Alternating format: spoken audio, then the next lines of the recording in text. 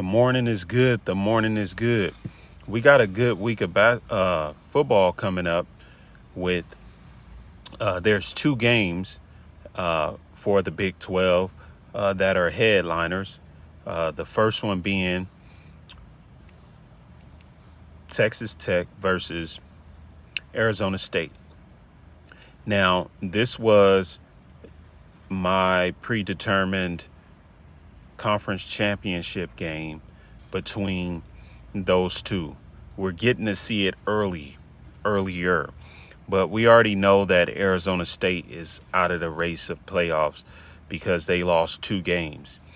And unfortunately, their quarterback got injured, which really played a role in them losing last week.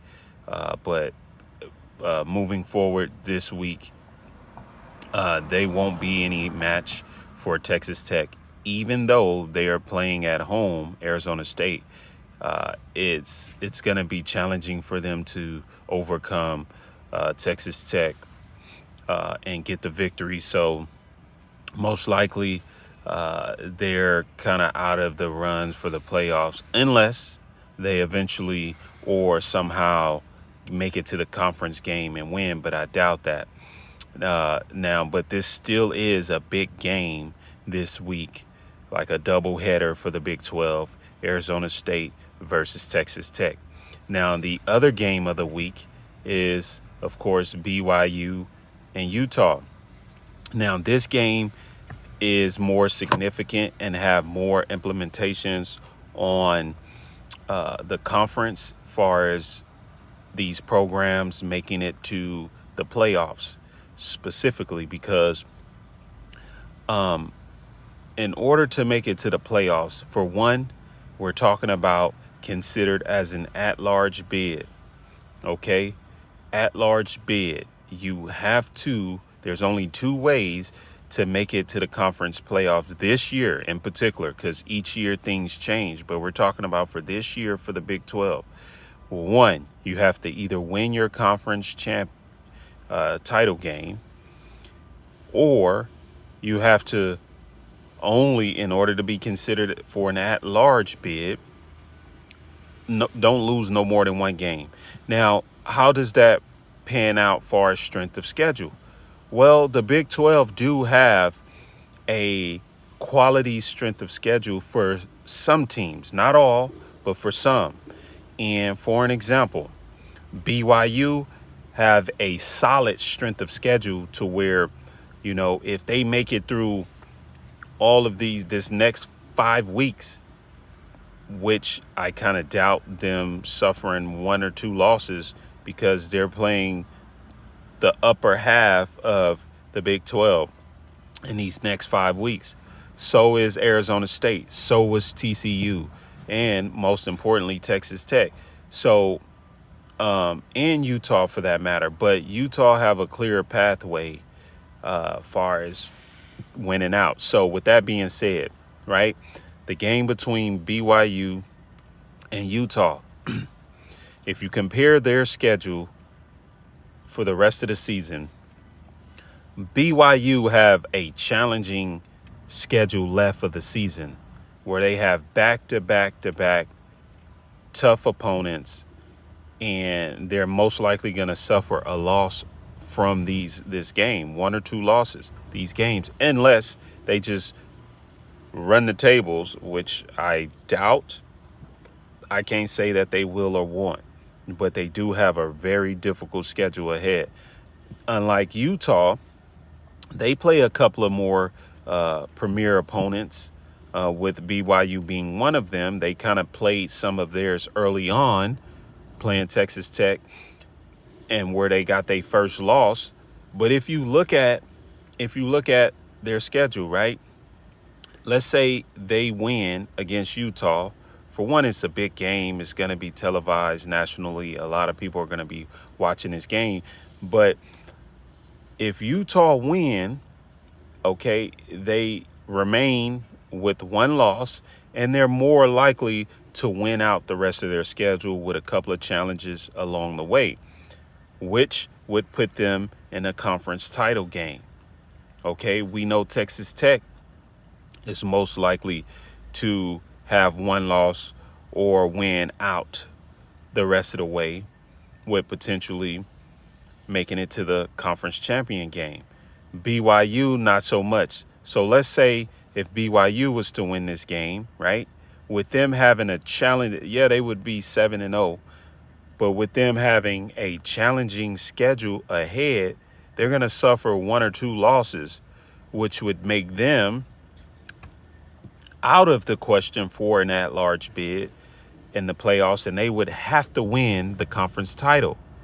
So let's say BYU win today, and then they lose two more games on the season and make it to the conference title game playing against Texas Tech. And let's say Texas Tech is undefeated. We already know they're going to get seeded with a bye week automatically just from their performances. But let's say BYU make it to the title game and they lose to Texas Tech. Guess what? Only one team is getting in the playoffs if that happened. Now, on the other hand, Utah, right? Let's say Utah win this game and then they win out and make it to the conference title game and they play against Texas Tech. Well, if y'all recall that the College Football Playoff Committee is not going to penalize teams who lost games against a formidable opponent like Texas Tech. They're not going to penalize Utah. Let's say Texas Tech and Utah both make it to the title game and they play in the title game and it's a good matchup, which I can see that being the new title game instead of Arizona State. And they have a good matchup between the two. Both of those two are making it, no matter who lose that game, both of those two are going to be in the playoffs, with one being an at-large bid. Let's say Texas Tech went out, right? Texas Tech went out.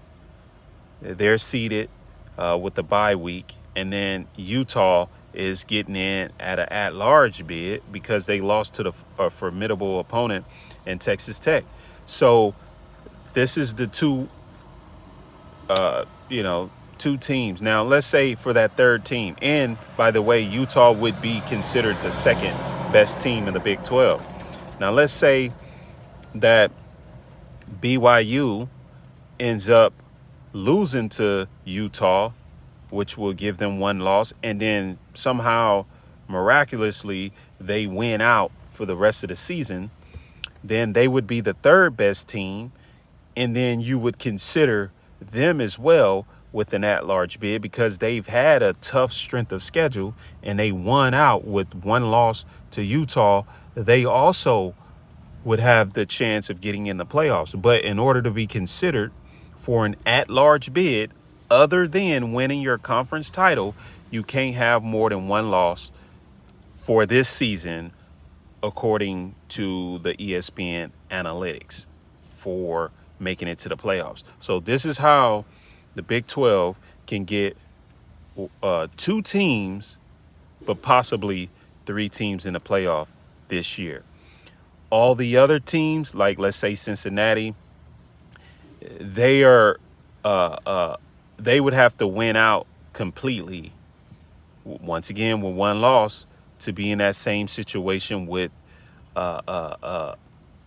Utah. But the only difference is, I believe that the BYU strength of schedule is stronger than Cincinnati, so that plays a role. They would probably have to win the conference title in order to make it to the playoffs unless they have one loss. So that applies to Cincinnati. And this year, I don't believe the University of Houston will win out. You know, they have one loss. So that's why I'm not considering them this year. But we know next year they're going to be ready to go. But for now, this is how the Big 12 will get two with potentially three teams in the playoffs. And the teams that have that opportunity, other than Texas Tech, we already know that they're clinching the division and the conference, and they're going to get a bye week.